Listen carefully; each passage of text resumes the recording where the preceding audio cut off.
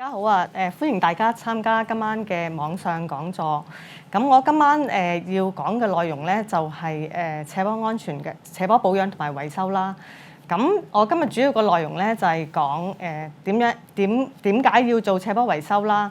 第二就係斜坡維修責任同埋有關條文。跟住咧我就會講香港斜坡維修嘅法例。跟住最後咧我就會講人造斜坡同埋擋土牆檢查維修其實係做啲乜嘅呢？咁講點解要做維修斜坡啦？咁講之前呢，我要俾翻少少背景大家啦。咁大家都見到啦，咁呢個香港嘅地形啦，呢個先天條件嚟嘅。香港本身咧就比較多山嘅，咁平地好少。咁大部分嘅土地面積咧都係呢個天然山坡佔有嘅。咁可以發展嘅平地相對為少。咁好多人咧就聚居喺沿岸嘅地方嘅啫。咁喺戰後咧就因為人口急劇增加啦，咁大量房屋啊同埋道路啊都嘅需求係急劇咁增加嘅。咁係因為咁樣咧，好多道路或者樓宇咧都會喺山邊開始發展咁樣。咁建造呢啲樓宇同埋道路嘅時候咧，係需要開墾好多土地啦，同埋做呢個大量改造山坡嘅動作嘅。譬如要做一啲削土坡啊，或者一啲填土坡同埋擋土牆嘅，繼而騰空一啲土地可以用嚟發展咁啦。咁當時候喺60年代咧，其實嗰個安全標準係冇而家咁高嘅，咁變咗可能起出嚟嘅斜坡咧未必符合而家嘅安全標準。咁再加上咧，大家都知道香港係屬於一個亞熱帶氣候啦。咁夏天落起雨上嚟嘅時候咧，其實嘅降雨量係非常之高嘅。咁樣咧就會容易造成山泥傾瀉啦，尤其是喺一啲唔係咁安全嘅斜坡上。咁所以咧，其實香港咧都受山泥傾瀉風險都比較高嘅。咁我哋其實都有一段山泥傾瀉嘅歷史。如果講到最矚目嘅咧，就係1972年嘅6月18號。咁呢一個山泥傾瀉咧，就喺香港島嘅半山啦，寶山道上面發生嘅。當日就係6月18號嘅傍晚啦。咁寶山道上面一幅斜坡咧，一幅山坡咧就冧咗落嚟。咁山泥咧湧咗落下邊旭龢道以下嘅山坡，咁就波及咗下邊啲大廈嘅。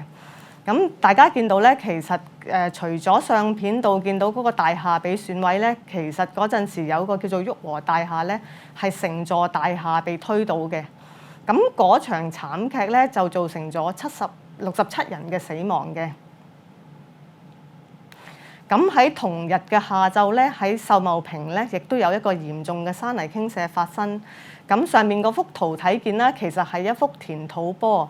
咁嗰日嘅日頭嘅時候咧，落住大雨啦，嗰個填土坡就冧咗落嚟。咁見到下邊咧有啲房屋咁樣啦，咁山泥就淹沒咗下邊多過100間嘅木屋。咁嗰一次咧，即係嗰個618嘅秀茂坪咧，就有71人死亡。咁之後4年之後咧，喺1976年咧，秀茂坪咧亦都再次發生嚴重山泥傾瀉。咁係下邊幅圖可以睇見咧，就係山泥湧咗落下邊嘅徙置區啦，造成18人死亡。咁呢1972年同1976年嘅嚴重山泥傾瀉事故發生咗之後咧，就促成咗土力工程處喺1977年成立，開始有系統咁處理香港嘅斜坡問題啦。咁喺60年代開始啦，咁好多人喺內地南下落到嚟香港，咁住咗上呢啲寮屋區度啦。咁呢啲嘅寮屋嘅人口就不停咁增長。咁你見到呢啲寮屋咧，大部分都喺呢個山邊而起嘅。咁呢啲屋仔咧，其實就喺一個好陡峭嘅山坡上面起。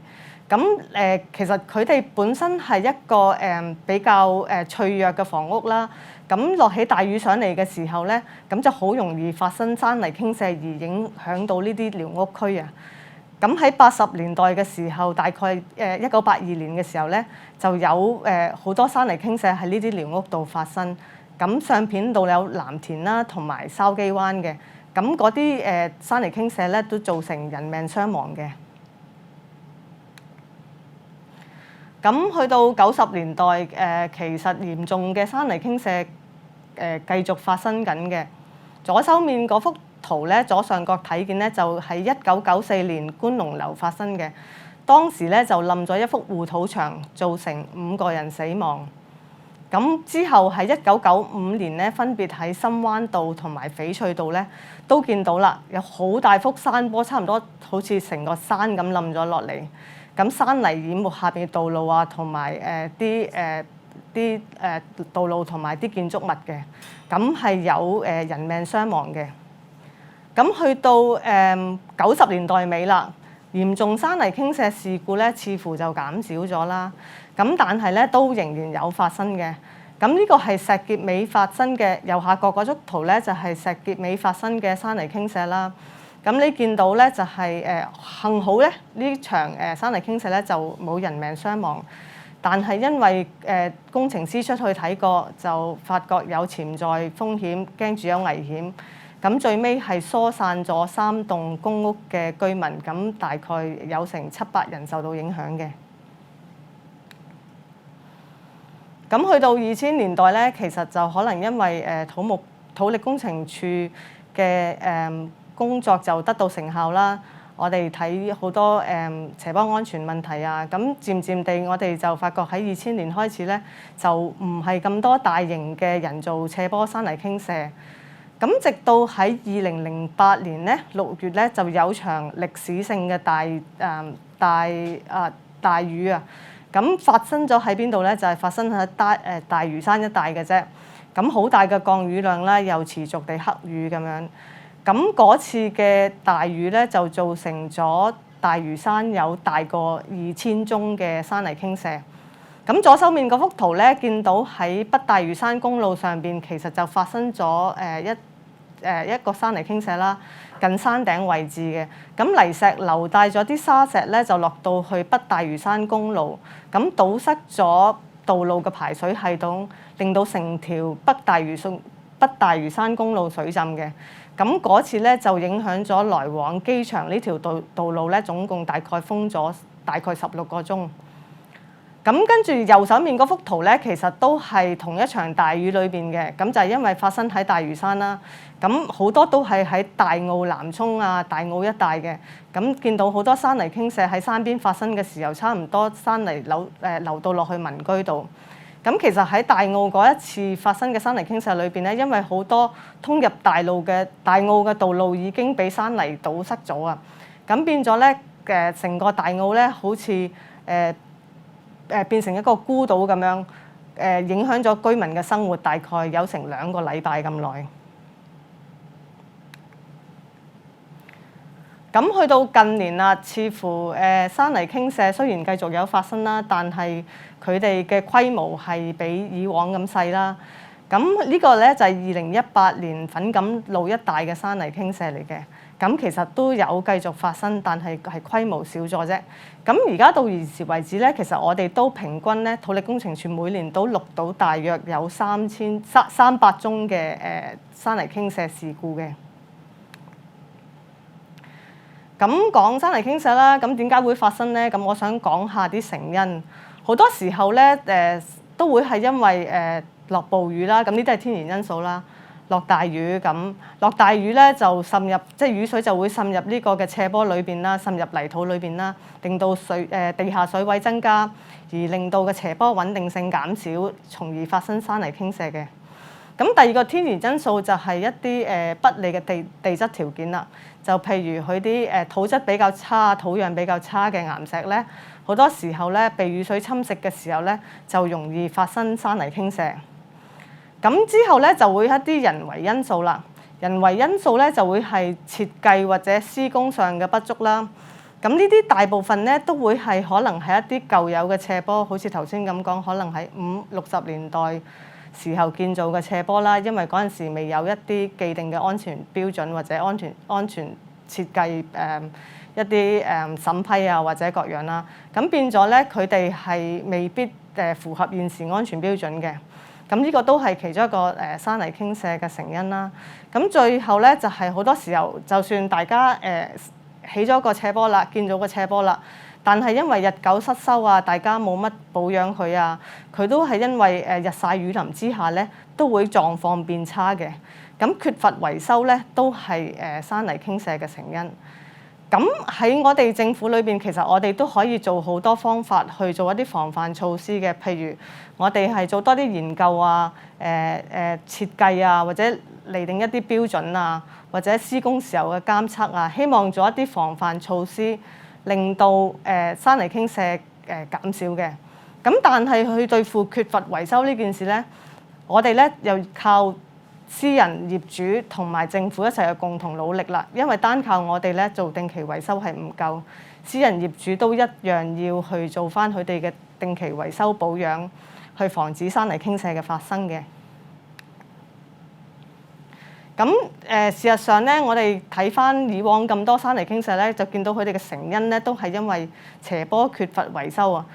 喺呢度相片咧，我哋見到左上角咧，譬如係一啲斜坡保護面啦，本身有啲張皮嘅，可能係已經見到一啲裂縫，而業主冇好好保養佢，或者抿翻嗰個裂縫。咁裂縫會令到雨水喺嗰個透過裂縫度滲入嗰個斜坡裏邊啦，就影響咗斜坡穩定性，而從而發生山泥傾瀉嘅。咁右邊嗰幅圖咧，就係因為排水渠阻塞啦。咁排水渠本身就係將雨水帶離開嘅斜坡嘅，但係如果排水渠阻塞咗之後咧，雨水咧就會喺斜坡面度過刮啊。咁不停咁重複喺同一個位度過刮嘅話咧，就有機會沖爛嘅斜坡面，從而發生山泥傾瀉㗎啦。好似右手面嗰幅圖咁。咁之後咧，下邊嗰張圖咧就係睇見。除咗表面上嘅保護面爛咗啊，或者破爛之外咧，其實地下水管滲漏咧都係山泥傾瀉嚴重山泥傾瀉嘅一個原因啦。咁下邊嗰幅圖就係頭先講過，就係觀龍樓喺1994年令到5人死亡，最尾嘅原因發現就係因為地下水管滲漏而引致呢個嘅斜坡崩塌嘅。咁右手面嗰幅啦，係喺近年嘅2019年發生喺山頂道上面，佢都係因為食水管爆裂而沖冧咗嘅斜坡。咁所以話咧，其實私人斜坡咧係需要做保養啦。咁呢一則新聞咧就係2016年8月嘅，唔知大家有冇印象啦？咁就發生咗喺呢個香港島大坑瑞士花園。喺瑞士花園山上有幅山坡，上面有個大石跌咗落嚟，咁跌咗落呢個嘅停車場上面嘅上蓋度，咁就砸到下邊嗰個停車場下邊嗰個7人車，咁係幸好地7人車裏邊冇人，所以冇事。咁所以其實要提大家啦，其實缺乏維修係可以有嚴重嘅後果㗎。咁我講翻啦，總括翻之前講咗咁多啦，就因為香港嘅先天環境因素啊，有咁嘅山泥傾瀉歷史啦，再加上大家都留意到啦，而家氣候變化令到極端天氣發生更加頻密、更加多大雨，咁山泥傾瀉風險就會自然增加咗。咁所以咧，大家要去認真去處理呢個斜坡保養維修嘅問題，去減低山泥傾瀉嘅風險。跟住呢一 part 咧，我開始講咧，就講下嘅維修責任同埋有關條款啦。咁好似頭先咁講過啦，咁香港都有好多地方都係開山劈石啊，因為要做一啲土地平整，去騰空一啲土地嚟起樓嘅。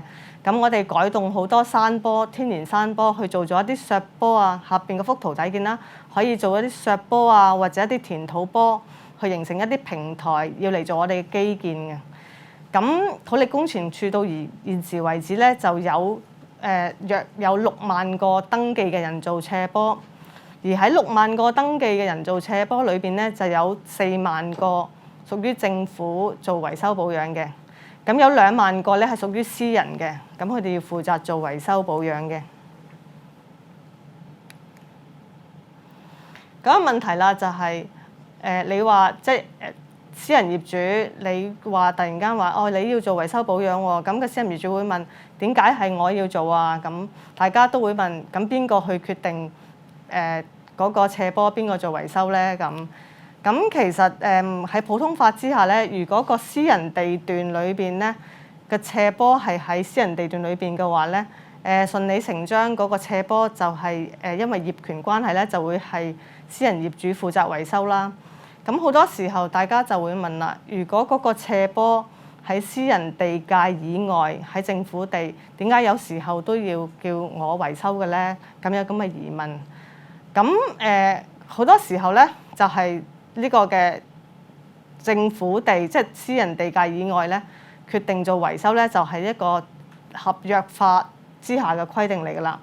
咁地政總署咧發出一個土地契約文件嘅時候咧，好多時候會加入一啲土地契約條款啊，就要求業主喺一個政府地度做負責維修同保養一啲土地嘅。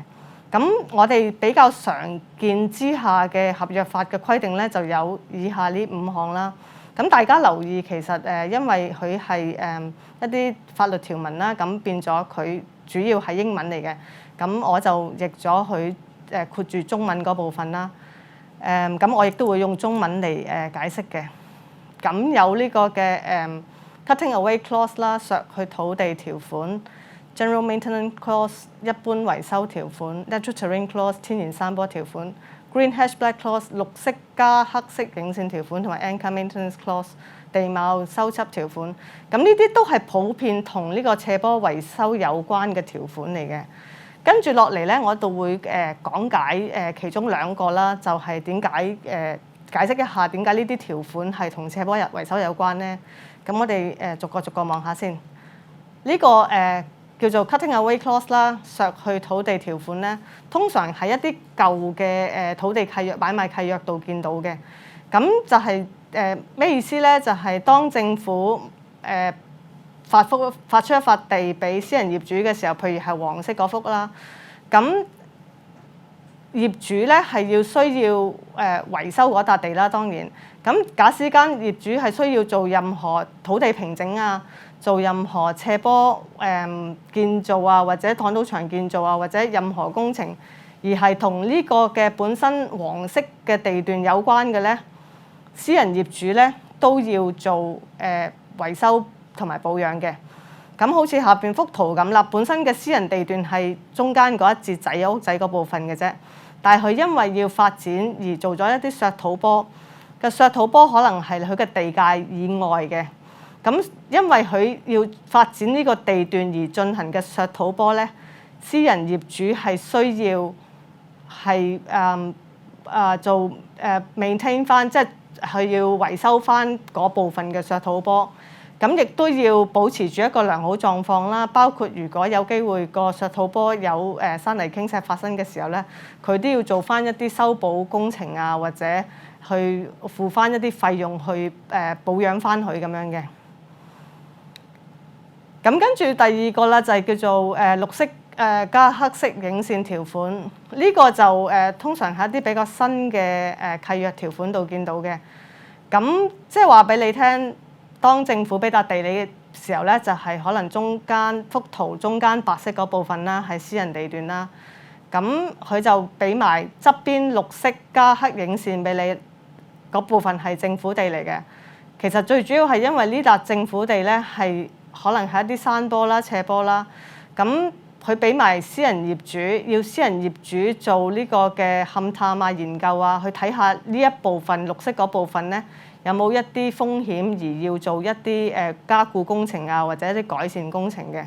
咁呢幅地咧本身就唔係私人地嚟嘅，係政府地嘅，但係佢當俾你嘅時候咧就要送埋俾你啦。俾你維修埋同埋保養埋，咁亦都係同一時間。如果當之後呢個綠色部分，如果有任何山坡崩塌喺呢個綠色部分發生咧，你都要負責去維修保養翻呢個綠色部分。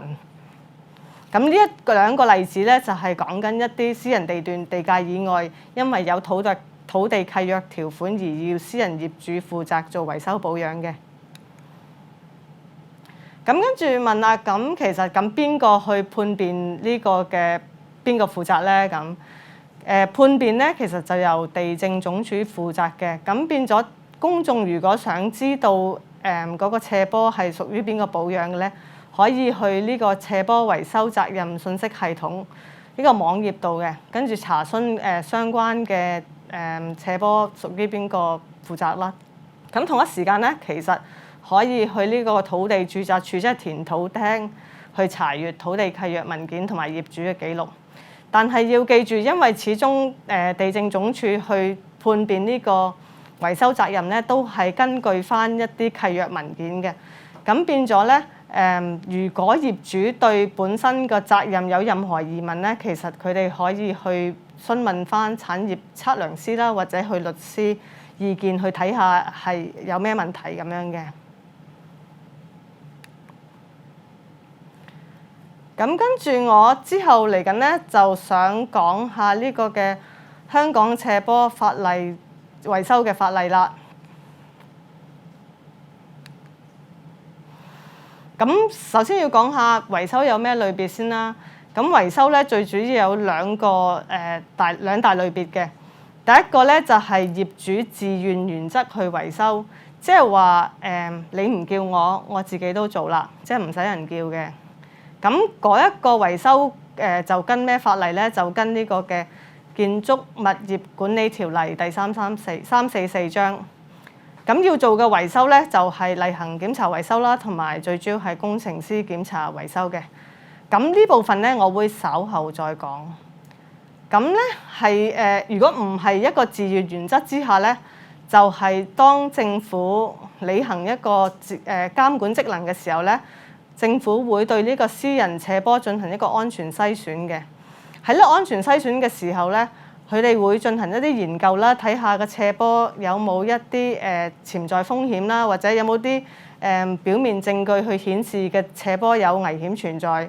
咁係需要建議屋宇署用呢個建築物條例第123章咧，係發出呢個危險斜坡修葺令。咁因為呢個係一個法令嘅關係啦。咁業主係必須處理嘅。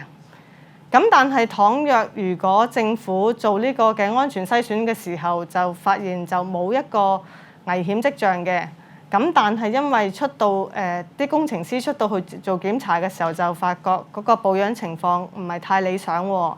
咁咧，我哋都會發出一啲叫做勸喻信嘅。咁勸喻信咧會列明一啲要維修保養嘅項目。咁勸喻業主進行相關嘅維修保養嘅。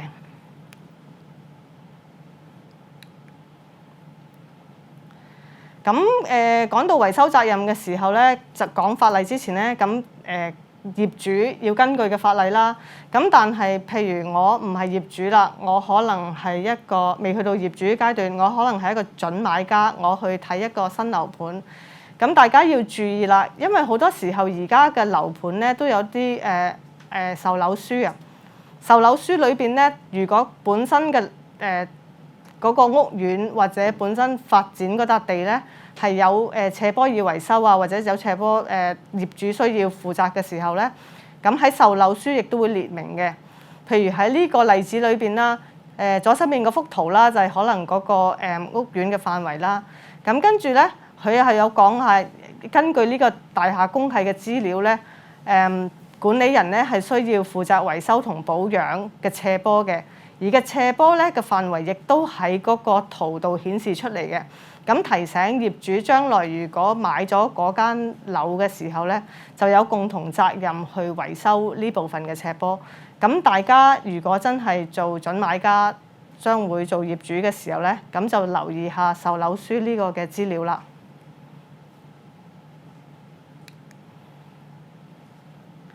咁跟住講返嘅法例啦，咁我頭先講過啦，喺一個自願原則裏邊咧，就根據呢個物業管理條例344章啦。咁大家可能未必咁清晰，咁呢條例邊一度講及要做斜坡維修啊？咁我就同大家跟一次呢條有關斜坡維修嘅條例啦。咁咧喺第18項裏邊咧就有提啦，法團嘅職責同權力。法團係需使公用部分維持良好合用嘅狀況。咁有提一個叫做附表1嘅，附表1提及嘅公用部分呢，就係講緊組成或形成任何土地一部分嘅斜坡、緩坡同埋護土牆。咁即係講公用部分其實包括你而家嘅斜坡㗎啦。咁跟住咧，去到第44項咧，有講一個叫做工作守則喎。咁就係話法團須遵守同埋依循管理及安全嘅標準及常規，當中包括斜坡安全。咁即係話你做呢個嘅保持良好狀況嘅時候，你要跟一啲標準同埋常規嘅。咁個問題就係，有時大家會問啦。咁如果我唔跟常規去做，我唔跟呢個條例去做，我會唔會有咩後果啊？咁下邊咧2B 咧就有講明㗎啦。咁就話如果任何人唔跟上邊嘅做法，即係工作守則未獲遵守啦，本身呢件事咧就唔會遭受任何類型嘅刑事法律程序。即係等於講到你冇犯法咁啦，即係你唔跟工作守則做，你冇犯法嘅。咁之後有講啦，但任何此等不遵守工作守則事情咧，係可以作為有助確定或者幫助斷定一個法律程序所爭論嘅法律責任嘅根據。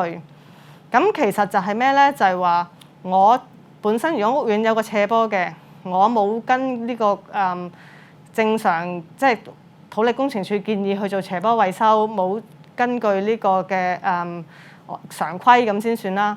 咁呢件事本身咧就唔係話你有任何犯法啊各類嘢嘅。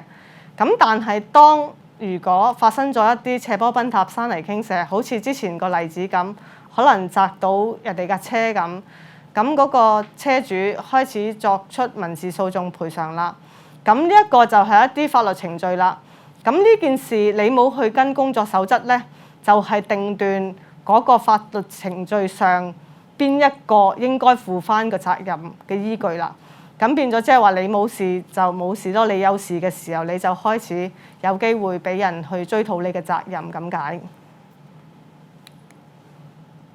咁跟住講下啦。咁其實大廈管理及安全工作守則咧，就係喺民政事務總署大廈管理網頁可以揾到嘅。咁其實所謂嘅守則咧，裏邊有提及斜坡安全嘅，就係話大廈業主須按照土木工程拓展署轄下嘅土力工程處發出嘅岩土指南第5冊，即係紅書仔啦嘅維修所屬範圍嘅斜坡同埋擋土牆，以確保良好狀況。如果覺得紅書仔太複雜咧，其實我哋都有本叫《斜坡維修簡易指南》，大家業主可以去參考一下嘅。咁跟住我開始講最尾嗰部分啦，就係乜嘢？其實人造斜坡同擋土牆維修其實係做啲咩咧？咁跟住講到呢本紅書仔啦，我哋要跟呢個維修指南去做。咁維修指南咧，其實係指一啲本身設計好或者本身建好比較好嘅斜坡。如果我跟足呢個維修指南去做一啲基本嘅維修要求咧，咁我基本上就係嘅斜坡就會相當安全㗎啦，就冇乜山泥傾瀉風險。就算本身一啲未符合安全標準嘅斜坡咧，如果我跟足呢本指南去做咧，我亦都減低我山泥傾瀉嘅風險嘅。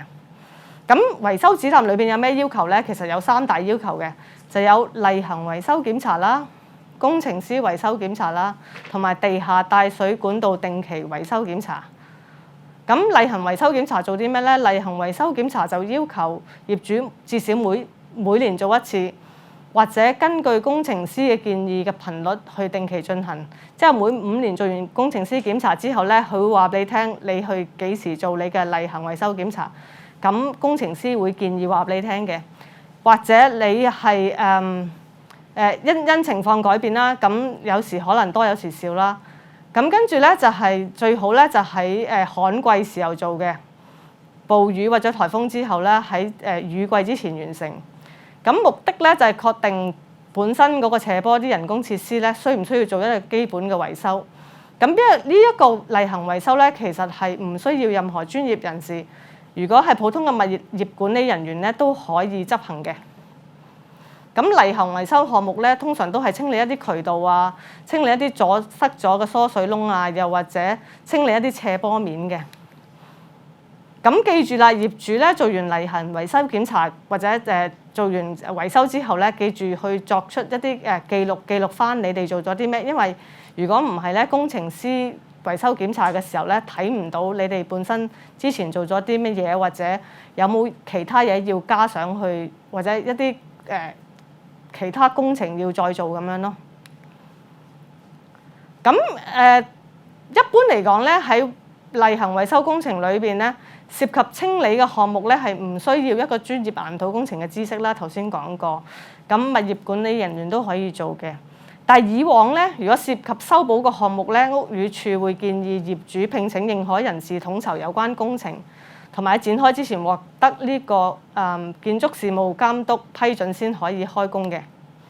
咁喺上年9月開始咧，就屋宇署就新增咗小型工程項目啊，為咗便利斜坡同埋擋土牆進行適時嘅維修同保養。咁呢3個項目咧，做嘅時候就可以由小型工程承辦商去做，就唔需要通過屋宇署事務監督去批准㗎啦。咁呢3個項目咧就係砌石擋土牆嘅勾縫啦，斜坡嘅堅硬護面啦，同埋呢個斜坡或者擋土牆連接排水嘅明渠啊，或者沙井咁樣。但係嘅條件咧就係唔可以挖掘深度多過300毫米嘅。咁跟住到講工程師維修檢查啦，工程師維修檢查咧就至少每5年1次啦。咁按維修手冊嘅建議去做嘅。咁又或者工程師對上一次講所定嘅頻率啦，如果可能唔係5年1次，可能再長啲嘅，就跟翻工程師嘅建議啦。咁工程師維修檢查就有要求嘅，就應由呢個香港專業資格嘅岩土工程師進行嘅，例如一個註冊專業工程師咁樣。咁工程師維修檢查最主要目的咧，就係減低一啲因素，即係去揾一啲因素係會影響嘅斜坡穩定性嘅，去重新評估本身斜坡嘅或者擋土牆嘅風險類別啦，睇下呢個嘅例行維修工程之前做得夠唔夠啦，同埋去檢查例行維修工程檢查咧之前有冇好清楚咁記錄啦，再重新評估個下一次嘅工程師維修嘅檢查頻率係幾時。咁最終咧，工程師維修檢查咧係要建議業主需唔需要進行一次斜坡穩定性評估或者啲緊急維修工程嘅。咁再提一提大家啦，除咗之前講嗰兩樣，地下帶水管道都需要定期維修檢查，因為其實地下帶水管道都會影響山泥傾瀉嘅發生。咁呢個咧一般就交由呢個專門測漏嘅承辦商進行啦。咁大家如果想參考咧，就去呢個發展局嘅網頁，可以下載呢個監測和維修影響斜坡帶水設施工作守則，去睇下點樣做呢個地下帶水管道維修檢查啦。咁注意啦，其實最緊要就係咧，大家做嘅時候咧，安全係第一。大家記住要有安全措施先可以做你嘅維修檢查。一則新聞就係一對夫婦做斜坡維修檢查嘅時候跌咗落地下，頭部重創而死亡嘅。咁跟住仲有問題啦，就係如果業主唔妥善維修斜坡，係咪會被釘契呢？咁其實唔妥善維修斜坡係唔會即時被釘契嘅，但係因為我頭先講過啦，政府會做呢個嘅斜坡安全篩選。如果駕駛間本身你自己嘅斜坡唔符合安全標準嘅，而當我哋揀選咗你嘅斜坡做安全篩選嘅時候咧，有機會發現你係有潛在風險咧，我哋係會建議屋宇署發出一個危險斜坡修葺令。當你收到危險斜坡修葺令嘅時候咧，其實你嗰個喺嘅契度咧，呢個修葺令咧就會係註咗喺你嘅契度，咁就稱之為被釘契。所以如果你嘅